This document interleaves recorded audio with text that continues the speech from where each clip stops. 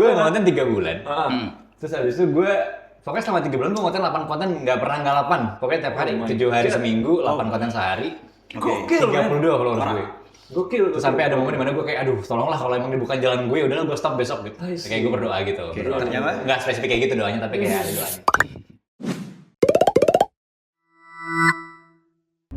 Hello speakers, welcome back to Everyone Speak by Youth Media, supported by Pijar Foundation. Kali ini gue lagi bareng sama orang yang sama lagi kayak minggu kemarin, sama Bang Raden juga, Bang Dava. Halo. Ketemu lagi kita. Gimana kabar? Sehat? Alhamdulillah sehat. Itu gimana berdua? Alhamdulillah. Lu gimana?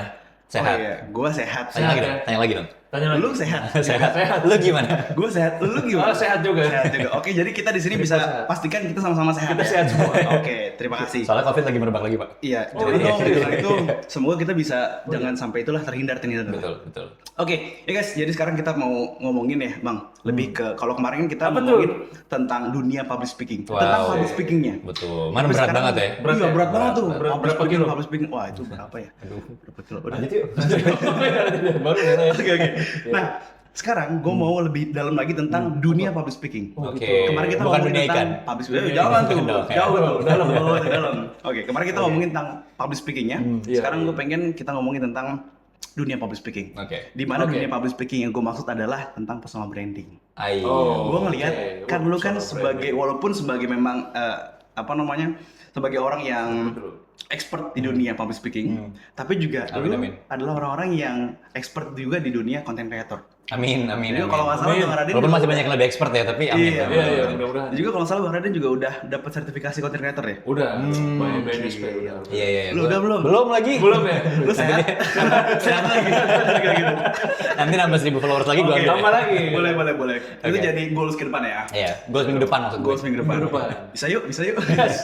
Oke, ya. Jadi ngomong-ngomong nih kita tentang dunia public speaking di mana personal branding itu ada di dunia kehidupan kalian.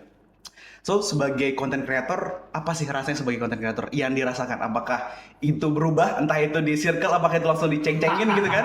Langsung kayak jadi, datang nih content creator, datang nih siapa nih? Kayak gitu. Iya. Gimana? Monggo Pak David. Silakan. Yang lebih senior yang dari paling saya. senior boleh. content creator. Iya. Lebih lama bukan berarti lebih banyak followersnya. Oh iya juga. Jadi kalau gue gini sih, tergantung lo nanya di time frame yang mana, Pak. Yap. Kalau misalkan lo nanya sama gue di time frame pas awal jadi content creator, rasanya kayak lo dapetin sesuatu yang lo belum pernah dapetin sebelumnya. Iya, Jadi oke. kayak ada momen dimana kayak gue pas, kan gue tuh cepet ya waktu pas TikTok ya. Sebenarnya gue bikin konten, let's say gue bikin konten 3 bulan, followersnya kan, tebak-tebakan dulu. Tebak-tebakan. Oh, ini malah tebak-tebakan. Quiz dulu. Berhadiah ya? Hadiahnya apa? Hadiahnya apa? Tebak-tebakan dulu. Hadiahnya gue kasih tepuk tangan ya. Oh iya, oke. Nih, Makasih. konten bukan. Betul. Menurut kalian, gue tuh upload konten 8 konten satu hari selama 3 Banyak bulan juga penuh. Di 3 bulan pertama penuh, gue. oke. Setelah 3 bulan, berapa banyak followers yang gue punya? Di mana nih Pak? Di Di TikTok? TikTok. Di TikTok. Gue di Instagram tuh baru setahun. Baru setahun. Setahun lebih lah. Iya, Di TikTok yang lama. Gue dulu deh nebak deh. Berapa? Oke. Menurut gua di bawah 1000. Di bawah 1.000. Lu? Angka spesifik dong yang Oke, 900-an. 900-an. 998. Iya, boleh sedikit. 999. Oke. Minimal 10.000 lah ya. 10.000 ya. Oke, Wow. minimal dapat sih kayaknya. Kayak gue pesimis banget gitu nih. Kita harus optimis. Apa gue terlalu merendahkan? Iya, makanya jangan Oke. orang. Jadi tit gitu. Gue Iya. selama 3 bulan gue bikin konten, 8 konten sehari. Nah. Followers gue tuh berakhir di 32. 32.000. 32 perak. Oh my god, serius. 32 perak. Wow. Jadi 32 gue perak. ngonten 3 bulan. Ah. Terus habis itu gue pokoknya selama 3 bulan gue ngonten 8 konten, nggak pernah nggak 8. Pokoknya tiap hari, Oh my 7 hari God. seminggu, 8 konten sehari. Gokil, men. 32 followers gue. Gokil. Terus sampai ada momen dimana gue kayak, aduh tolonglah kalau emang ini bukan jalan gue, udahlah gue stop besok gitu. Kayak gue berdoa gitu. Berdoa. ternyata? Nggak spesifik kayak gitu doanya, tapi kayak ada doanya. Terus habis itu pas gue habis doa malamnya, gue bangun tidur followers gue tiba-tiba 15.000. Oh. Makanya ada yang FVP ter 1 juta views waktu itu. Tapi bukan di konten yang baru lo upload. Konten yang lama, konten yang kayak lama, udah lama. minggu kedua, minggu ketiga gue konten gitu. Oke. Terus habis itu setelah, pokoknya pertama 15.000. Hmm. Terus habis itu dari 15.000 pindah ke 100.000 dalam waktu 2 hari. Oh, Jadi 2 hari 100.000 followers gue. kok bisa ya? Hari kelima followers gue 300.000. Jadi kayak tuh rally-nya cepet banget. Wih, Itu followersnya 300 Jadi kayak dalam waktu berapa sih itu berarti? zaman-zaman TikTok berarti masih 3 kenceng bulan, tuh ya. 3 bulan 2 minggu lah ya kurang 3 lebih. bulan 2 minggu. 3 Dan bulan 2 minggu. turning point-nya in 2 minggu itu. Dalam waktu 5 hari. Jadi keterima cuma waktu, gue inget banget weekday soalnya, kayak gue inget banget itu gue pas berdoa paginya tuh gue nganter nyokap gue ke bandara subuh-subuh. Terus gue upload konten subuh-subuh gitu. Berkahnya di sini. Mungkin. Jadi pelajarannya. Harus nganterin emak ke bandara. Ya bukan. Kalau mau jadi konten kreator. Rumus baru ini. Kocak banget tuh. Abis ini bener rame. Buat orang-orang mau nganterin aja doang. Nggak beli tiket pesawat, nganterin doang. Subuh-subuh lagi kan. Subuh-subuh lagi kan. Terus singkat cerita kayak bisa. di 5 hari itu kan gue punya followers 300.000. Dari 300.000 ke 500.000 itu gue butuh setahun. Oh, agak lama. Dari 500.000 ke 489.000 kayak sekarang itu butuh 2 tahun. Jadi kayak turun.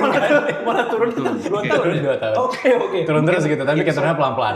Mungkin itu adalah cara nggak sih? Biar kayak lu udah diangkat tapi jangan sombong. Oh iya. Biar lu tetap ada kerja kerasnya sedikit lah. Ilmu padi juga. Ilmu padi.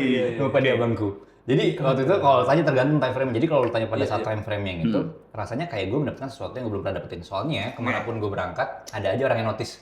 Sama persis kayak tren ini, Ustadz ya lagi.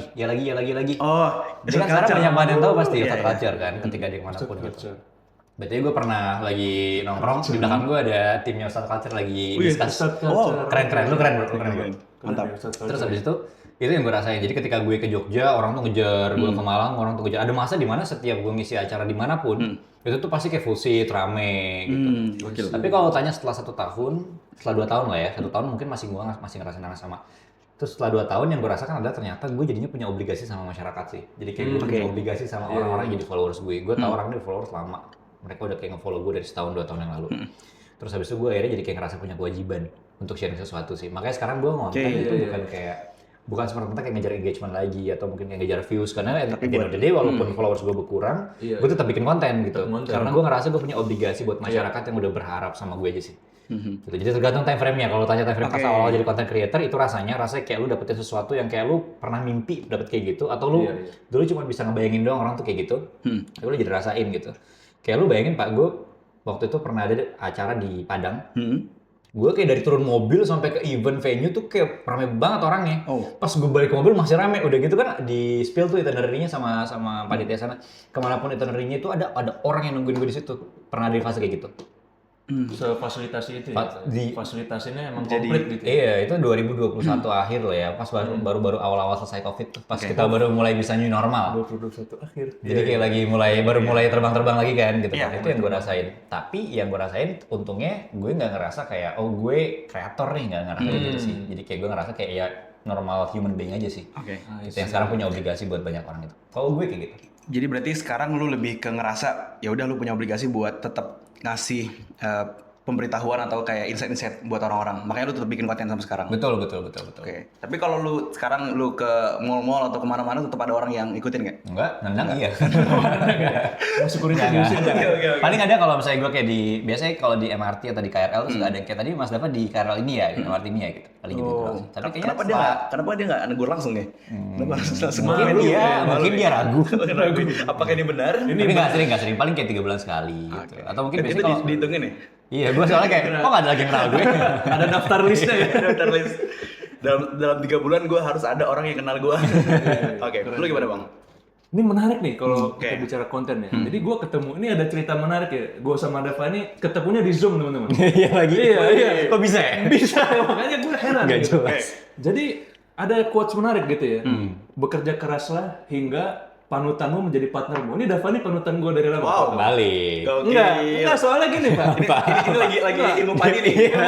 Dia mau padi abangku dia.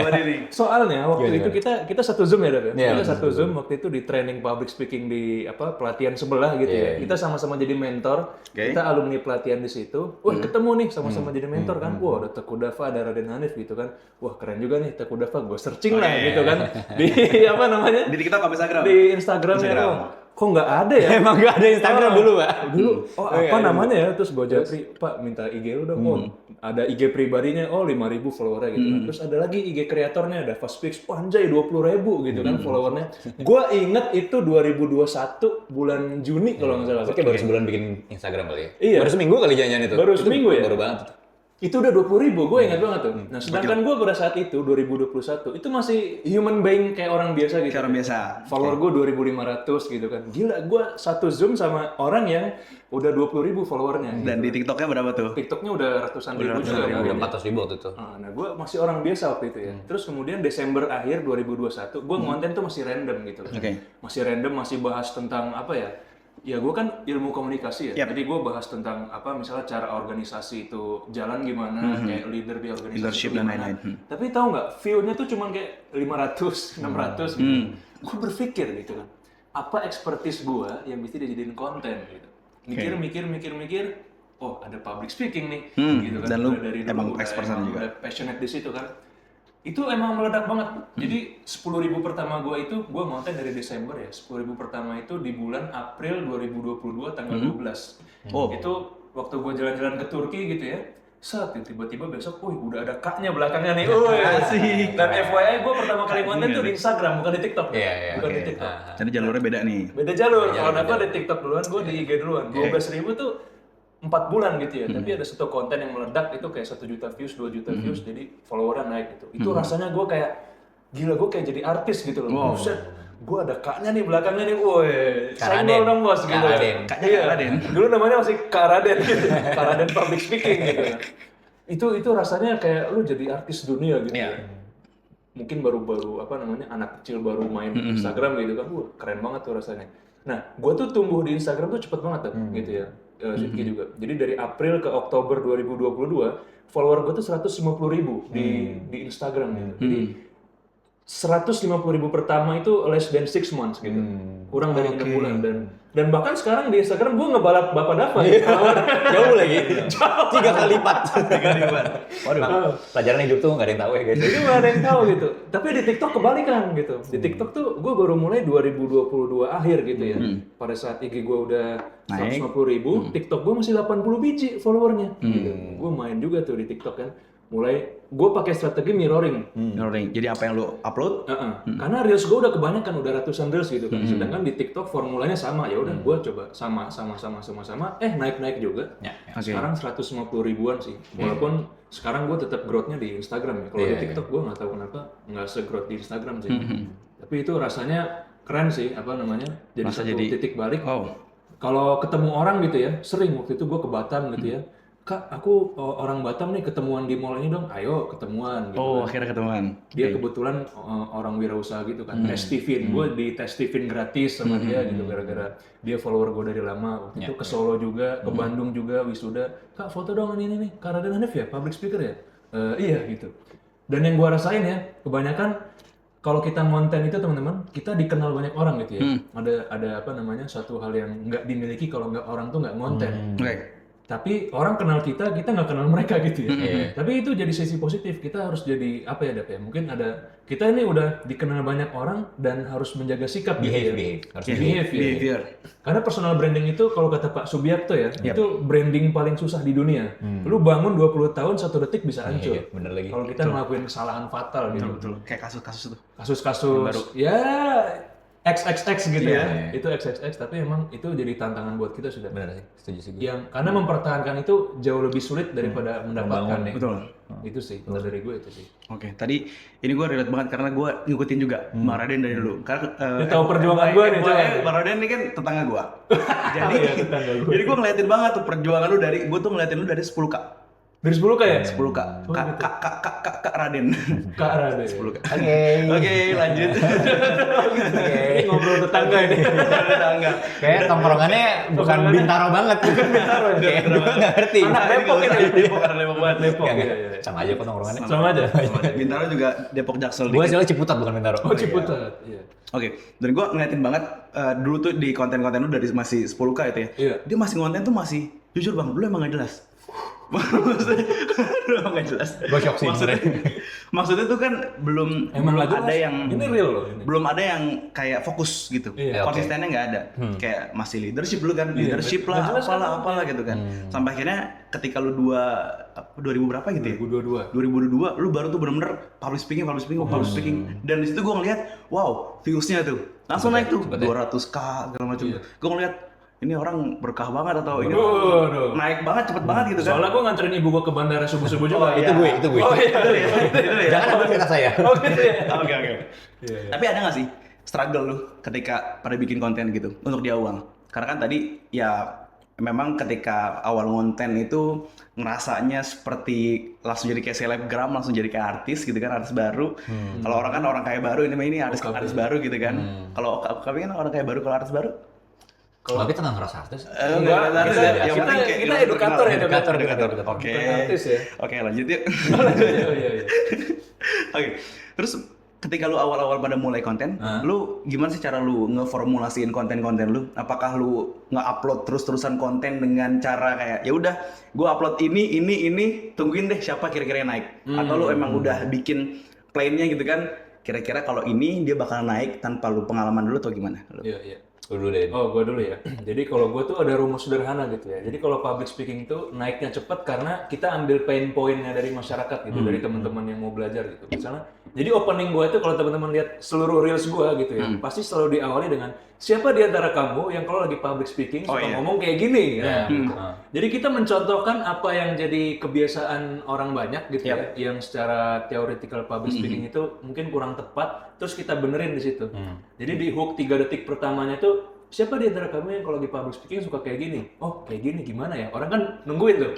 Siapa yang suka pembukaannya kayak gini? Siapa di antara kamu yang kalau lagi nge-MC suka ngomong kayak gini? Misalnya, suka ngomong misalnya waktu dan tempat dipersilakan. Itu satu konten gue di Hujat Indonesia itu. Iya. Gua ngeliat lagi hujatannya tuh. Hujatannya. Gua ketawa aja tuh. Wah, orang-orang. Tapi gue dapat 50.000 follower dari situ.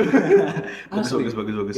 Itu kan tips-tips supaya kita bisa engage ke konten kita gitu ya. Di 3 detik pertama itu ada pain point audience yang dibahas gitu ya. Terus juga kita kasih solusinya di 1 menit pertama gitu. Jadi itu formulasinya supaya bisa naik. Sampai sekarang gua bahkan masih formula itu dan masih work sampai sekarang sih. Kalau itu formulanya, berarti selalu dipakai itu terus formulanya. Pakai Tapi itu terus. ada kan, ada yang konten naik, ada yang konten turun. Ada yang naik, ada yang turun sih. Nah biasanya kalau yang turun itu biasanya gara-gara mungkin kan ada masanya ada kan kalau misalnya kita satu FYP misalnya terus besoknya langsung turun lagi jadi itu pasti nggak semuanya naik gitu ya pasti ada masa-masa di mana kita turun. Itu kita harus evaluasi tuh sebagai content creator apa formula kita salah ya atau bahan yang kita sajiin nih nggak relate sama audiens kita ya. Kuncinya emang audience centric sih. Kalau gue belajar dari Bang Ogut ya, gue kan muridnya Bang Ogut nih, sorry ya Bang Ogut ya. Yang muda cuma sekali tuh, gue belajar dari beliau juga gitu. Salah satu tipsnya audience centric gitu. Apa yang ada masalah di audience tuh diselesain di konten lu based on pengalaman yang nggak bisa dicari di Google. Itu gue dapetin tuh. Jadi based on pengalaman, makanya reels gue itu kalau lu cari di Google nggak ada semua. Itu based on pengalaman gue pribadi, gimana rumus-rumus misalnya KCQ, kesimpulan, call to action, quotes. Lu cari di Google nggak ada rumus itu pakai gue sendiri gitu. Jadi kita ada satu unique value yang nggak bisa dicari di Google dan nggak kreator lain punya gitu. Itu jadi konten tuh bakal naik. Kalau dari gua gitu ya. Oke, berarti lu pakai yang key point ini nggak sih? Key point personal branding yang 3 itu. Yang pertama lu harus nyari masalah dulu, problem yang bisa lu selesain. Terus lu jadi orang yang menyelesaikan masalah. Terus setelah itu lu punya key points, lu punya unique selling points. USP. Dan itu sampai sekarang masih lu jalanin dan alhamdulillah works ya. Alhamdulillah. Oke, kalau lu gimana? Kalau gue tuh sebenarnya cenderung lebih ke berpikir gimana caranya membuat public speaking itu menjadi dekat sama banyak orang sih. Gue tuh mikirnya gitu sih. Karena memang orang tuh, gue kalau di atas panggung ya ketika ngomong di acara manapun, gue akan selalu ngomong bahwa mungkin nggak semua orang itu punya pengalaman atau punya kesempatan untuk punya pengalaman berpublic speaking. Tapi sebenarnya kita bisa buat kesempatan public speaking kita sendiri gitu. Gue selalu ngomong gitu. Itu gue konsisten ngomong dari tahun 2021 sampai sekarang ya. Karena itu terbukti sih. Akhirnya waktu itu gue mikir kayak, gimana caranya bikin public speaking jadi dekat sama masyarakat gitu. Artinya orang itu siapapun, di dimanapun, dengan kondisi ekonomi seperti apapun, mereka tuh bisa punya kesempatan yang sama untuk berpublic speaking. Makanya Dava Speaks tuh mungkin kalau followers gue yang lama tuh mereka pasti akan tahu Dava Speaks itu punya public speaking challenge. Oh iya. Jadi kayak dulu tuh kita naik duet gitu ya. Jadi kita dulu naik gara-gara public speaking challenge. Rasanya tuh yang pertama di Indonesia untuk challenge public speaking. Gue lupa yang pertama apa enggak, tapi mungkin yang pertama gue rasa ya. Gue nggak berani ngeklaim juga soalnya takutnya kan banyak kan orang bikin konten soalnya kan. Tapi intinya itu yang jadi pioneer yang akhirnya banyak banget sekarang kayak challenge-challenge yang serupa gitu ya, mulai kayak sampai gue liat kemarin ATC challenge jadi air traffic controller, jadi announcer gitu-gitu. Tapi Dava Speaks itu lahir karena itu keresahan gue bahwa nggak semua orang itu punya kesempatan yang sama untuk public speaking, sehingga gue berusaha untuk membuat public speaking dekat dengan mereka sih. Gue merasa kayak gitu. Karena gue pikir tadi baik lagi. Obligasi gue buat masyarakat adalah memberitahu kepada mereka, memberitahu kepada banyak orang bahwa sebenarnya public speaking itu bukan satu hal yang susah. Tinggal elunya aja yang mau apa enggak gitu. Buktinya udah ada di depan mata. TikTok kan nggak mungkin lo nggak punya TikTok ya. Semua orang yang nonton video ini pasti punya TikTok ya. Minimal dia pasti pernah download aplikasi TikTok atau punya Instagram gitu. Jadi kayak pasti terpapar sama banyak banget informasi yang dia bisa cari sendiri gitu, termasuk public speaking. Tinggal ya lu buka aja akunnya DavaSpeaks, lu ikutin public speaking challenge karena dulu seriesnya banyak banget. Sampai berepisode-episode gitu dan itu rame semua gitu. Itu yang bikin kayak cepet banget ya waktu itu segitu. Oke. Wow, mantep nih. Mantep nih. Gue pengen ikut tapi belum sempet. Karena masih di bawah gitu ya. Iya. Masih followersnya masih sedikit. Nggak berani. Masih nggak berani. Sekarang udah berani. Duitin ini kan. Sekarang udah bikin sendiri. Bikin sendiri. Bikin ya? sendiri. Udah bikin Oke.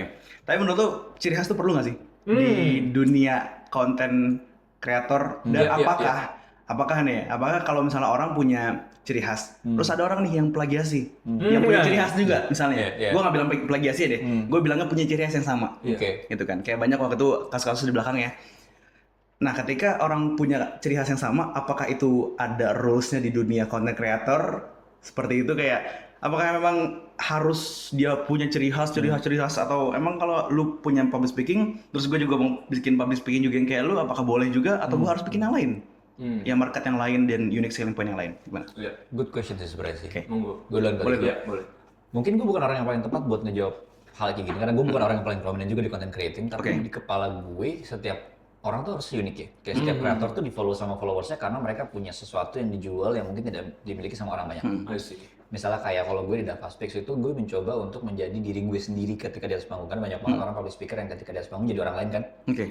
Nah kalau gue pribadi, selalu ngajarin sama followers gue, lu gak perlu jadi orang lain di atas panggung. Kayak lu nongkrong, cara ngomong lu kayak gitu, ya di atas panggung lu bawa, yang penting sopan dan polite. Gitu, karena esensinya buat gue kayak komunikasi atau public speaking itu adalah bagaimana caranya lu ngedeliver message buat orang banyak. Betul. Karena gue tidak berpikir orang itu harus, kan public speaking itu tingkatannya 3 ya. To inform people, to persuade people, sama to mobilize people kan. Gue tidak pernah ngajarin yang to persuade sama to mobilize, karena menurut gue itu terlalu tinggi tingkatannya. Untuk orang-orang yang khusus belajar public speaking, mungkin mereka perlu gitu ya. Tapi yang paling sering gampang dan paling sering miss di Indonesia adalah yang to inform people-nya aja belum kena gitu, yang paling gampangnya gitu. Jadi gue selalu ngajarin kayak, lo nggak perlu takut atau lo nggak perlu ngomong kayak, hai teman-teman semuanya, apa kabar, hari ini saya Teguh Dava bersama dengan Anda. Nggak perlu kayak gitu kan. Jadi kayak gue cuman kayak, guys, hari ini gue di atas panggung gue mau ngomongin tentang ABCDFG gitu. Itu aja udah cukup. Jadi gue ngajarin sama orang banyak kalau ya lu nongkrong dan di atas panggung harus jadi orang yang sama aja. Cuman bedanya adalah ketika lo di atas panggung, you just need to be the best version of yourself. Ketika nongkrong, lu jadi diri lu yang memang dilihat aja aneh-anehnya sama teman-teman lu gitu. Ketika bangun nggak mungkin gua kayang tiba-tiba, nggak mungkin dong. Nggak mungkin. I just need to be my best version of myself aja sih. Ketika panggung. Polite, behave, tapi nggak perlu jadi orang lain. Itu sih yang selalu gua ajarin. Itu mungkin USP-nya gue. Yang gua rasa kayak gitu sih. Soalnya gimana? Bagaimana Bang? Setuju ya sama Dava. Jadi gue percaya teman-teman ya bahwa manusia itu dibangun dari 2 gitu. Yang pertama field of experience, yang kedua adalah frame of reference. Field of experience itu apa? Pengalaman setiap orang gitu. Pengalaman gue sama Dava di public speaking berbeda jelas gitu ya. Mungkin Dava udah mulai duluan, sedangkan gue mungkin lebih banyak di training gitu ya. Dava solusi training nggak mau nih? Gue hampir nggak pernah mau ya. Gue mager ngisi training sih. Sesama public speaking tapi beda minat. Itu aja yang pertama udah kelihatan bedanya experience. Yang kedua field of experience-nya frame of reference-nya berbeda gitu ya. Mungkin referensi Dava gitu ya dalam belajar public speaking mungkin ada referensi tertentu gitu ya. Ikut style-nya siapa gitu kan. Kalau gue juga ikut style-nya siapa. Kebetulan kalau gue pribadi, gue tipe public speaker yang ke arah motivasi kayak Pak Ari Ginanjar gitu. Jadi dalam setiap gue ngisi pasti ada 1 orang, 1-2 orang tuh yang nge-capture gue terus jadiin quotes gue tuh sebagai story-nya mereka gitu. Dan gue emang suka banget ngasih quotes menarik yang itu bikin bangkit semangat para manusia-manusia yang lelah gitu. Bangkit kita solid gitu ya. Jadi emang setiap public speaker tuh unik ya. Gue sama Dava sama-sama public speaker, tapi kita berdua beda gitu. Ada stylenya masing-masing. Tapi ketika disatuin, justru yang berbeda itu enak gitu. Enak dilihat gitu ya. Kayak nasi goreng bumbunya banyak dijadiin satu kan jadi enak gitu ya. Kita dulu punya acara namanya Public Speaking Summit gitu ya. Itu 3 public speaker juga gitu ya. Ada Uta lebih ke MC gitu ya. Dava sebagai profesional di public speaker. Kalau gue di bidang tradingnya dijadiin satu. Wah itu pecah banget. 100 orang ya Dap ya? 100 orang, pecah sih. Sekitar 100 orang. Pecah banget sih. Pecah banget kan? Kita bikin nggak sih lagi? Harus Kita gitu ya? harus Ya, Nanti kan Public Speaking Summit Batch 2. Batch 2. Itu jadi satu hal yang unik sih. Nah, balik lagi kalau soal plagiasi, setiap orang itu, gue pernah kena plagiasi ya. Jadi ada satu orang tuh yang re-upload konten gue, jadi di-download reels gue itu, di-upload ke YouTube Shorts-nya dia gitu. Dan itu, tahu nih gue. iya, ini gue udah cerita sama Dava. Dan emang itu gue nggak bisa menuntut juga karena gue menuntut pakai pasal apa gitu ya. Mungkin di Indonesia regulasi konten digital itu harus diperkuat lagi gitu ya. Tapi kita sebagai kreator tetap kalau misalnya konten kita di re-upload oleh orang lain, berarti itu ada value dong di situ. Ada value yang bisa disebarkan gitu ya. Dan setiap orang pasti punya punya keunikan yang masing-masing gitu. Gue unik sendiri, Dava punya keunikan sendiri. Itu terbangun dari 2 hal tadi, experience dan reference yang berbeda. Dan kalau dikolaborasiin harus pasti jadi keren gitu sih. Jadi keren ya. Oke. Kalau tadi kan yang enak-enaknya. Ketika jadi public speaking. Ketika jadi orang yang jadi content creator public speaking. Oke. Nah, kalau yang nggak enak-enaknya, yang nggak enak-enaknya sebagai content creator di dunia public speaking ini, atau di dunia content creator aja deh. Iya. Apakah itu, gua dulu. apakah itu head comment kah atau apapun itu? Oh jelas. jelas. So ini good question nih. Good question. Yang nggak enak-enaknya ya. Jadi yang pertama head comment udah pasti gitu ya. Head comment, gue pernah dihujat satu Indonesia tuh satu konten gue tuh yang bilang Tadi. siapa di antara kamu yang kalau lagi nge-MC suka ngomong kayak gini. Jadi gue waktu itu di konten itu bilang waktu dan tempat dipersilakan tuh nggak efektif dan jangan dipakai gitu. Nah itu ada 300 komen tuh head speech semua gitu ya. Itu debatable, tapi yang gue pelajari dari SMA, waktu dan tempat tuh yang dipersilakan tuh bukan waktu dan tempatnya, tapi subjeknya, orang gitu kan. Waktu dan tempat dia alami mengalir dengan sendirinya. Yang kita persilakan orangnya, bukan waktu dan tempatnya, manusianya. Jadi langsung aja misalnya kepada Bapak Dava, saya silahkan. Jadi bukan waktu dan tempat, saya persilakan. Mana waktu dan tempatnya kan nggak kelihatan gitu kan. Jadi gue berusaha meluruskan. Itu yang head comment banyak lah lu, sorry ya misalnya kayak ya kata-kata binatang gitu ya, terus juga lu so tahu gitu. Iya so tahu. Lu orang hutan lu gitu. Iya referensinya dari mana segala macam. Lu armadillo gitu. Kan kata-kata binatang. Lu tapir. Oh iya, lu kanguru Lu gitu. bekantan. Bekantan. Bagus ada lagi. Ya keluarin binatang. apa Nama binatang kan salah kan. Iya. Itu sih head speech ya. Lu serigala berbulu domba. Head comment pasti gitu ya. Itu yang nggak enaknya bagi gue itu aja sih. Nggak enaknya itu. Sama yang kedua paling apa ya, orang tuh nge-spam di DM tuh kadang nggak tahu ya Dap. Kalau lu sering nggak ya kayak misalnya followers atau siapapun itu kayak suka ngirim-ngirim postingan nggak jelas ke DM kita ya mungkin gara-gara follower banyak gitu. Itu pakai temen itu. Bukan, itu ngirim reels lucu gitu kan. Iya, itu kan temen juga gitu kan. Kirim-kirim reels. Kalau ini orang random tapi ngirim post nggak jelas, biasanya suka gue blokir gitu sih. Yang nggak enaknya ada stranger banyak yang mungkin mau lebih dekat dengan kita tapi caranya nggak terlalu baik gitu ya mungkin. Kalau dari gue sih gitu. Ya. So ini dia tips cara mendekati orang dengan cara yang lebih baik. Jadi dengan tidak mengirimkan reels gitu. Kita mengirimkan reels. Oke, dari lo gimana Bang? Kalau gue, menurut gue nggak enak. Sebenarnya enak ya jadi kreator, apalagi kreator yang bilang public speaking karena lu membuat impact nyata gitu buat banyak orang ya. Karena banyak banget orang yang nge-DM kayak mereka ngerasa terbantu sama tips yang kita kasih. However, ada beberapa kondisi di mana kayak lu sebagai public speaking content creator berarti kan anggapannya adalah lu manusia yang paling valid di muka bumi gitu. Orang-orang suka punya segmentasi kayak gitu kan. Segmentasi cap kayak gitu buat lu gitu. Misalnya ketika gue di kantor atau mungkin ketika lu lagi dimanapun gitu. Tapi gue selalu ngomong sama siapapun orang yang ngecap kayak gitu bahwa setiap public speaker tuh punya gayanya masing-masing ya. Gue belum tentu jadi orang yang paling jago public speaking juga. Anyway, gue bukan orang yang menang World Toastmasters Championship, enggak juga gitu. Ya nanti. Jadi secara ranking nggak bisa di ranking kayak ada nih misalnya yang paling jago Dava, yang kedua Raden atau yang Raden nomor 1, Dava nomor 2. Gue rasa nggak bisa kayak gitu ya. Atau kayak bukan juga berarti setiap omongannya kita itu satu hal yang paling benar gitu. At least, tapi dari experience-nya kita kasih experience kita ke banyak orang. Jadi kalau misalnya orang harus belajar public speaking selama, misalnya kita nih belajar public speaking 10 tahun, ya lu dengan nonton tips-tipsnya kita, lu cukup belajar di video itu aja gitu.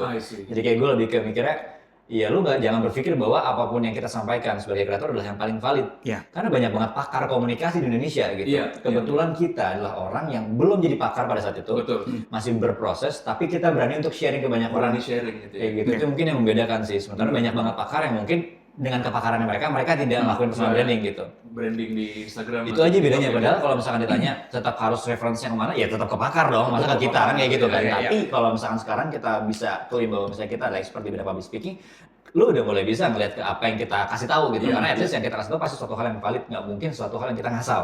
Betul. Gua rasa gitu sih. Dan ilmu juga itu. Dan ilmu juga, dan itu based on our experience, which is our experience might be different than your experience gitu. Bisa jadi beda-beda kan, tadi Raden udah bilang kan, experience gua sama Raden bisa jadi beda gitu. Betul. Gitu. Jadi kayak lu sebagai audiens harus bisa pintar memilah dan memilih siapa kreator yang lu jadikan panutan, dengan gaya seperti apa, dan informasi seperti apa yang harus masuk ke pikiran lu. Gua rasa gitu. Gue tadi jadi kepikiran tentang orang-orang yang expert tapi dia nggak mau nyuarain omongannya. Nah, kira-kira kebanyakan tuh orang-orang kan banyak yang orang memang expert. Entah itu di dunia apapun itu, di dunia bisnis, F&B segala macam. Tapi mereka nggak mau jadi content creator ataupun nggak mau mulai konten. Menurut lu, sebagai orang yang sudah menjadi content creator, apakah perlu sebenarnya orang-orang tuh atau semua orang itu menjadi content creator? Atau seberapa perlu lah setidaknya? Atau nggak semua orang perlu lah? Harus ada orang-orang yang nggak jadi content creator gitu. Hanya dengar, tunggu. Wow, gokil. Kita lihat goals-nya ya. Yep. Ada sebab, ada akibat. Kalau lu ngonten dengan ilmu yang minim, mungkin lu bisa punya follower banyak dan dikenal banyak orang. Gua selalu bilang gini, orang yang biasa aja tapi dia ngonten itu secara branding akan jauh lebih baik daripada orang yang jago gitu ya, expert tapi dia nggak ngonten dan nggak punya media sosial. Karena dia tidak beradaptasi dengan lingkungan digital hari ini gitu. Jadi kita harus tahu cara dunia bermain tuh gimana, Bro. Jadi siapapun Anda, siapapun teman-teman yang nonton video ini, ya kita harus tahu gimana cara dunia ini bermain. Kalau lu mau dikenal, kalau lu mau dapat branding yang bagus, dapat job banyak, lu harus konten gitu. Karena orang sekarang digital ini tinggal lihat handphone bisa ngelihat orang dari seluruh dunia gitu. Jadi kalau awareness gitu ya, kalau kita mau dikenal sebagai pakar gitu ya, harus konten. Tapi memang konten itu nggak semudah yang dibayangkan. Kita sama Dava kan udah mati-matian juga ya. Research segala macam. Research konten gagal, view-nya dikit cuma 30 orang. Mulai gitu. lagi. Yang mungkin bagi sebagian orang gue mau mulai konten tapi nanti dulu deh, ribet misalnya. Takut view-nya nggak bagus misalnya. Takut dihujat. Nah, itu masih ada false belief sebelum orang mulai konten. Itu tuh harus dibersihin dulu. Karena konten tuh nggak sekedar konten, tapi ketika once video lu viral gitu ya, lu harus siap dengan tekanan mental yang orang-orang tuh akan all eyes are on you gitu. Dari mulai komen, share, lu akan dikenal oleh banyak orang. Itu efek samping dari kita konten. Dan itu ya ini dari berbagai sisi ya, dari sisi psikologis, dari sisi kesiapan mental. Tapi memang kalau boleh saran gitu ya, buat teman-teman yang mau dikenal banyak orang, mulailah konten gitu.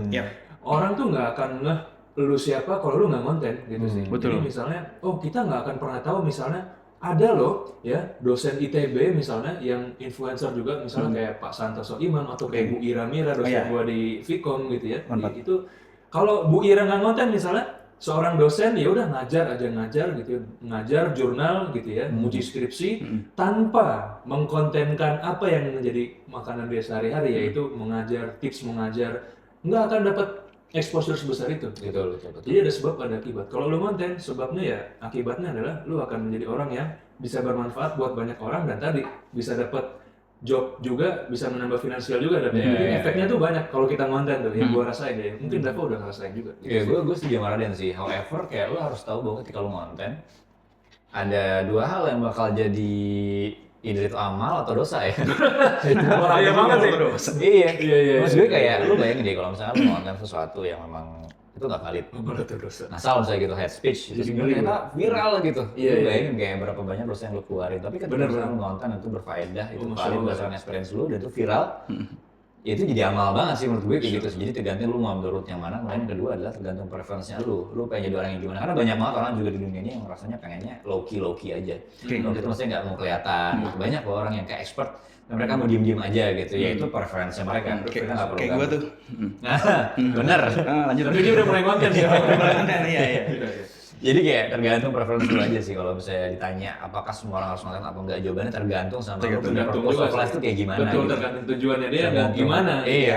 Kalau purpose of life lu aja untuk berbagi sama banyak orang, salah satu cara yang paling cepat dan tidak sesulit itu adalah dengan berkonten sih. Karena lu nggak mesti jadi expert untuk berkonten kan gitu ya. Benar. Anyway, along the way lu bakal jadi expert juga pada akhirnya ketika lu udah ada di niche tertentu dan lu belajar banget tentang niche itu sih. Gue rasa gitu. Jadi jawabannya tergantung.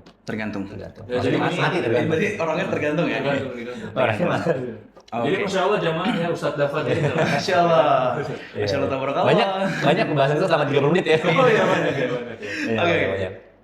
Nah, terus kalau misalnya nih kita tadi ngomongin soal personal branding, lu punya nggak ada tips personal branding yang lu punya dan sekarang masih lu pakai dan mungkin bisa di-sharing untuk orang-orang yang baru mulai personal branding untuk bisa menjadi orang yang content creator juga? Nah ini kalau jadi closing statement mantap nih. Iya, closing statement mantap ya. Mungkin dari gua dulu kali ya. Jadi emang perbedaan antara pencitraan dan personal branding gitu. Jadi gini, personal branding itu adalah keahlian lu yang lu tampilkan kepada orang lain dan sudah valid, ada bukti nyatanya. Dengan buktinya apa? Misalnya contoh, gue konten tentang public speaking gitu ya. Nah, bukti keahlian gue sebagai seorang public speaker adalah gue sudah tersertifikasi resmi oleh negara, BNSP, public speaker, content creator, dan juga trainer 3 tuh. Jadi kalau orang bilang personal brandingnya Raden, public speaking, gue bisa buktikan, ini loh sertifikat gue, ahli gitu. Itu personal branding gitu. Jadi keahlian lu yang sudah tervalidasi oleh banyak bukti, lu tampilkan ke orang. Jadi bukan sombong personal branding itu. Bukan flexing, itu lain lagi. Gitu ya. Itu beda lagi. Tapi personal branding adalah pure murni keahlian lu apa yang mau lu tampilkan ke banyak orang dan lu beneran ahli di situ. Jadi, nah pertanyaannya sekarang adalah apa keahlian dari masing-masing orang itu kan berbeda. Nah, itu dia. Teman-teman harus Cari explore, sendiri. harus cari gitu ya. Ada juga pertanyaan, Kak, boleh nggak sih personal branding itu beda sama kerjaan utama di kantor? Sangat boleh. Gitu. Saya sama Dava nih beda banget gitu ya di kantor. Di kantor kita kan bukan public speaker kan? Jauh. Kita analytics dan lain sebagainya. Tapi di luar kita ngomong kayak gini, itu boleh banget gitu. Jadi temukan satu keunikan dalam diri teman-teman gitu ya. Jadilah expert di sana dan kembangin jadi hal yang bisa bermanfaat buat banyak orang. Itu sih kalau dari gue. Kelas. Good banget. Kelas. Kalau gue pribadi, lu melakukan personal branding itu go ahead. Lakuin aja personal branding. Apapun yang lo mau lakukan, branding apapun yang lo lakukan, go ahead. Yang penting lo harus ingat bahwa apapun yang lo lakukan itu pasti ada konsekuensinya. Tergantung. Jadi kayak ketika lo mau melakukan personal branding, lakukan aja. Tapi ingat bahwa selalu ada konsekuensinya. Personal branding lo bagus, konsekuensinya lo terkenal sebagai orang yang XXX gitu. Personal branding lo jelek, lo akan dikenal juga sebagai orang yang XXX. Kayak gitu kan. Nah, kalau misalnya lo mau melakukan personal branding, saran dari gue adalah personal branding gue setuju sama Raden. Personal branding itu bukan satu hal yang tidak ada lo ada-adain ya. Itu bukan personal branding, itu namanya berbohong.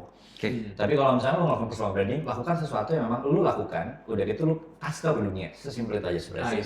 Simpelnya kayak gue dulu, gue sekarang gue suka olahraga. Kalau lo follow gue, lo pasti sering banget gue tenis. Oh, tenis. Gue sering banget kayak ngupload pas gue lagi main tenis. Kenapa? Karena gue pengen kasih tau sama semua orang, guys, gue main tenis, even gue sekarang bikin klub tenis kayak gitu. Dia main bareng sama gue, maksud gue arahnya ke sana. Itu personal branding again ya, gitu. Jadi kayak lu lakukan aja personal branding, tapi ingat bahwa apapun yang lu lakukan itu ada konsekuensinya. Tinggal lu choose aja konsekuensi mana yang lu mau ambil. Jadi harus hati-hati karena di dunia digital itu kayak lu bisa ngelakuin banyak hal, tapi lu juga bisa impact-nya ke lu banyak hal itu gitu. Jadi harus hati-hati aja sih. Hati-hati banget ya. However lagi personal branding nggak necessarily harus lakukan di digital. Bisa jadi di offline juga bisa loh, kayak misalnya kayak gue adalah orang yang suka lupa kunci mobil gitu. Itu kan personal branding juga. Iya nggak sih?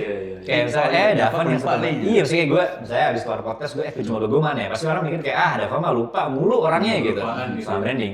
Sama kayak misalnya kan Sidki MC kondang nih, itu juga personal branding. Kondangan. Iya benar.